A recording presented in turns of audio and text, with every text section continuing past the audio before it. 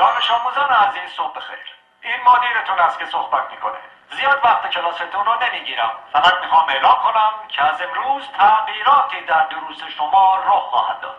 معلمین گرامی این تغییرات رو به توجهتان میرسانند. درخواست من از همه شما عزیزان این است که با هوشیاری آموزش‌های معلم خود را آویزه گوش کنید.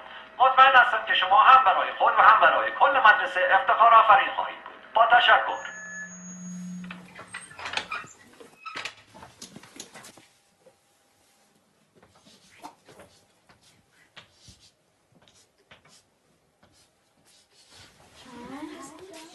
ساکت. نظم کلاس حفظ کنیم. این درس اول امروزه. 2 به علاوه 2 مساوی 5. حالا تکرار کنیم. 2 با 2 میشه 5. 2 با 2 چند میشه؟ 5 میشه. بلندتر. 2 با 2 چند میشه؟ 5 میشه. بلندتر. چند میشه؟ 5 میشه. تکرار کنیم. 2 با 2 چند میشه؟ 5 میشه. چیه پسر؟ آقا اجازه مگه 2 با 2 4 نمیشه؟ من دارم به تو میگم 2 با 2 5 میشه. پس چه سوال نیست. فهمیدی؟ آقا فقط فکر کردیم که فکر نکن. نمیخواد فکر کنی. 2 با 2 5 میشه. حالا بشین حرف نزن. دفتراتون رو باز کنین و بنویسین. 2 به علاوه 2. آقا اجازه 2 به علاوه 2 میشه 4. وقتی همه چی 4 میشه چطوری ممکنه این دفعه 5 بشه؟ اصلا کی به تو چیز حرف زدن داد؟ به چه حقی مرزی سوال میبری؟ آقا فقط میخواستم بگم 2 با 2 5 میشه. تکرار کن. ولی آقا روی تخته تکرار کن. 2 به علاوه 2 رو به تخته. 4. همتون میدونین که 4 میشه. تخته رو نگاه تو کن. هم که میدونین 4 میشه چرا چیزی نمیگی؟ سکوت. چون نخور تو برگردم.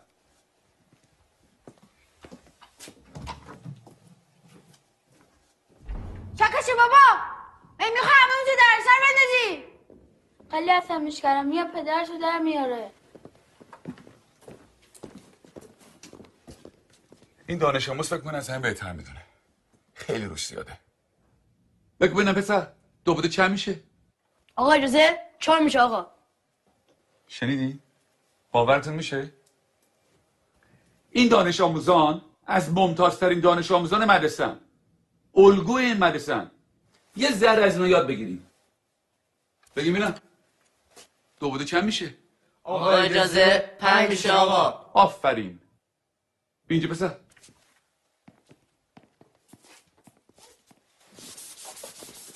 حالا حاصل جمع چند میشه؟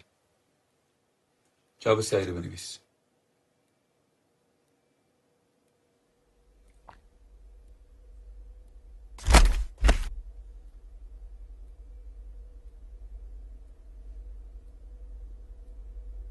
این آخرین فرصته.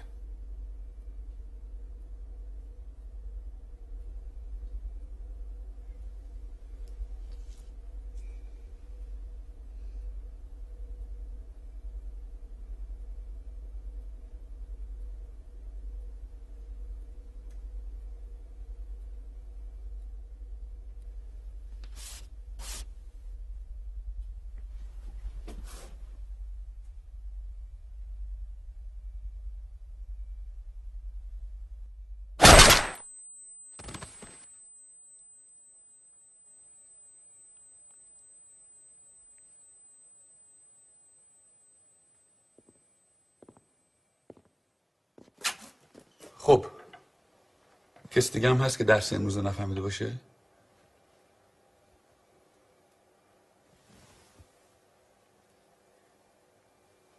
نگاه کن. این بریم بیرون.